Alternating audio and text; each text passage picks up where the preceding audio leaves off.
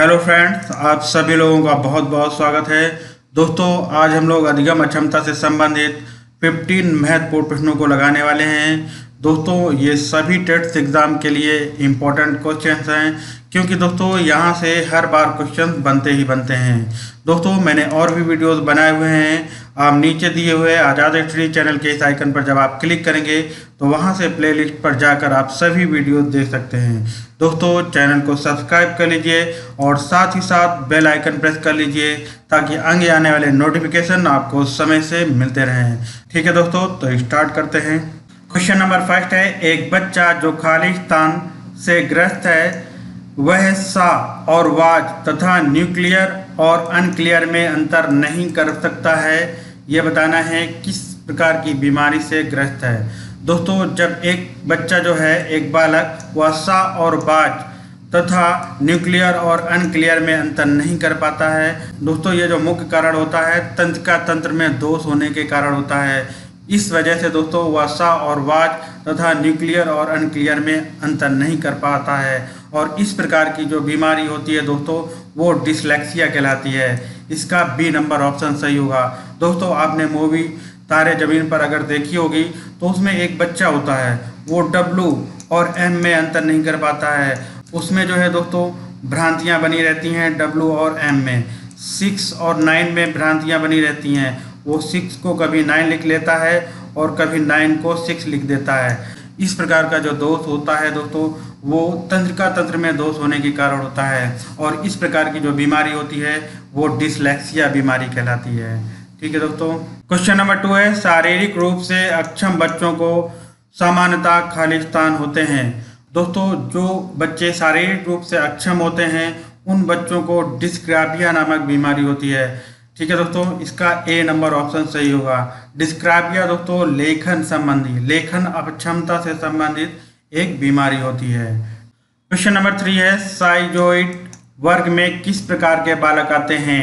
ए प्रतिभाशाली व प्रखर बुद्धि वाले, बी दुबले पतले तथा लंबे शरीर वाले, सी मोटे स्वस्थ तथा लंबे शरीर वाले, डी शारीरिक रूप से अपंग बालक।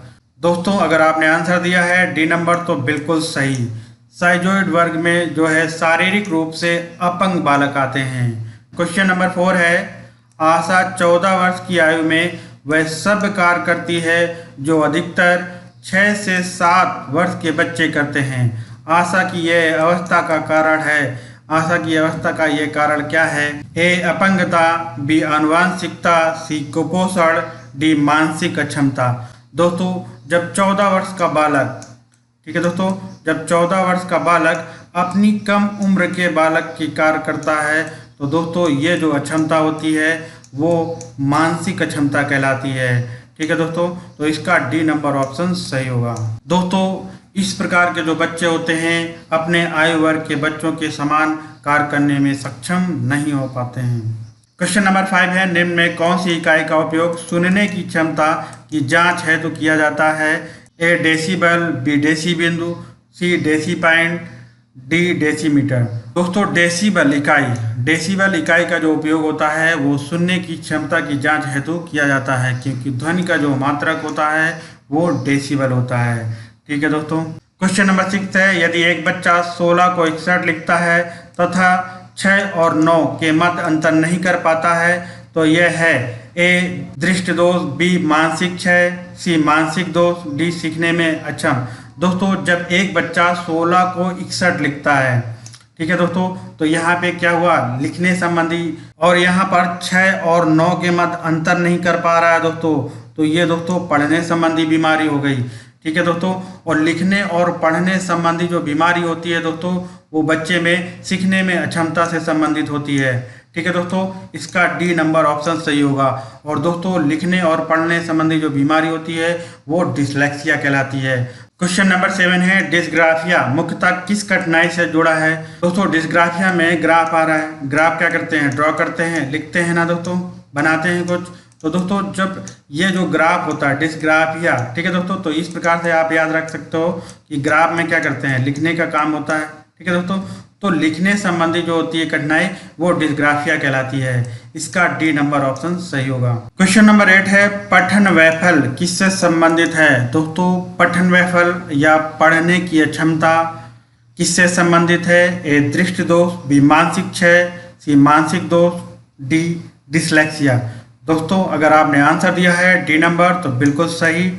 डिसलेक्सिया जो है पठन वैफल या पढ़ने संबंधी अक्षमता से संबंधित है। नंबर 9 है भाषा अवबोधन से संबद्ध विकार है। ए पठन वैफल, बी वाक संबद्ध, सी भाषाघात, डी चलाघात। दोस्तों भाषा अवबोधन से संबद्ध विकार भाषाघात कहलाता है। इसका सी नंबर ऑप्शन सही होगा। दोस्तों भाषाघात को इंग्लिश में अफेजिया भी बोलते हैं और अफेजिया या भाषाघात जो है भाषा के बोलने व समझने की क्रिया को प्रभावित करता है। दोस्तों इसके अंतर्गत अस्पष्ट आवाज व बोलने में समस्या होती है। क्वेश्चन नंबर 10 है निम्नलिखित में से कौन सा विकासात्मक विकार का उदाहरण नहीं है, उसको बताना है। ए प्रमस्तिष्क घात, बी आत्मविभव, सी न्यून अवधान सक्रिय विकार, डी पर अभिघाताज तनाव। दोस्तों बताइए कि कौन सा विकासात्मक विकार का उदाहरण नहीं है। अगर आपने आंसर दिया है डी नंबर तो बिल्कुल सही। पर अभिघाताज तनाव जो है वो एक चिंता का विकार है। इस प्रकार के तनाव के व्यक्ति जो होते हैं या बच्चे जो होते हैं वो भयभीत रहते हैं, डरे सहमे में रहते हैं। ठीक है दोस्तों, जबकि प्रमस्तिष्क घात, आत्मविभव, न्यू अवधान सक्रिय विकास ये सब जो है विकासात्मक विकार के उदाहरण हैं। क्वेश्चन नंबर 11 है निम्नलिखित में किस पद्धति का उपयोग करते हुए हकलाने की समस्या से निपटा जा सकता है। अगर हकलाने की किसी भी बच्चे को समस्या है तो कैसे निपटा जा सकता है उसको बताना है। ए अनुश्रुत वाक, बी प्रवर्धित वाक, सी लंबित वाक, डी परिणामकारी वाक। दोस्तों अगर किसी बच्चे या व्यक्ति को हकलाने की समस्या से निपटना है तो उसे दोस्तों प्रवर्धित वाक के माध्यम से निपटा जा सकता है। इसका बी नंबर ऑप्शन सही होगा। दोस्तों प्रवर्धित वाक का संबंध एक प्रोलॉन्ग्ड स्पीच से होता है। कह सकते हैं कि लंबे समय तक बोलना या देर तक बोलना है हकलाने की समस्या को कम कर सकता है। क्वेश्चन नंबर 12 है स्किज़ॉइड वर्ग में किस प्रकार के बालक आते हैं। ए प्रतिभाशाली व प्रखर बुद्धि वाले, बी दुबले पतले तथा लंबे शरीर वाले, सी मोटे स्वस्थ तथा लंबे शरीर वाले, डी अंतराबंध व्यक्तित्व विकार वाले। दोस्तों स्किज़ॉइड वर्ग में जो है अंतराबंध व्यक्तित्व विकार वाले बालक आते हैं। इसका डी नंबर ऑप्शन सही होगा।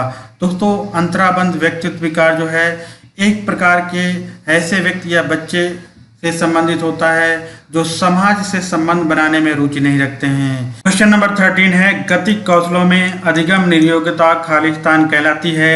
ए डिस्फेजिया, बी डिसलेक्सिया, सी डिस्पेक्सिया, डी डिसकैलकुलिया।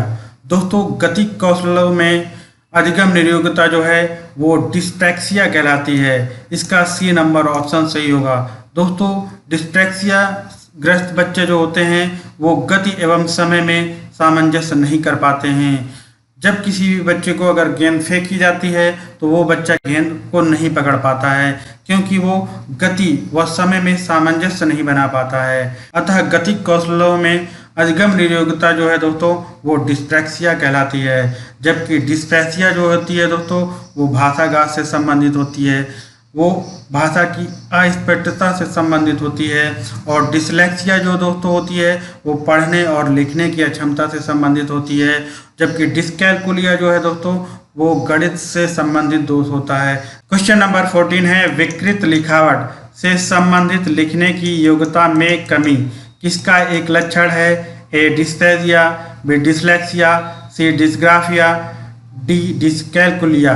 दोस्तों विकृत लिखावट से संबंधित जो अक्षमता होती है वो डिस्ग्राफिया कहलाती है। ठीक है दोस्तों, या लेखन अक्षमता जो होती है दोस्तों वो डिस्ग्राफिया कहलाती है। क्वेश्चन नंबर 15 है यदि आपकी कक्षा का एक बच्चा सी को डी तथा डी को सी लिखे पढ़े तो वह कौन से रोग से पीड़ित होगा। दोस्तों यदि एक बच्चा सी को डी लिख रहा है और पढ़ रहा है और डी को सी लिख रहा है और पढ़ रहा है तो दोस्तों ये जो अक्षमता होती है वो डिसलेक्सिया कहलाती है।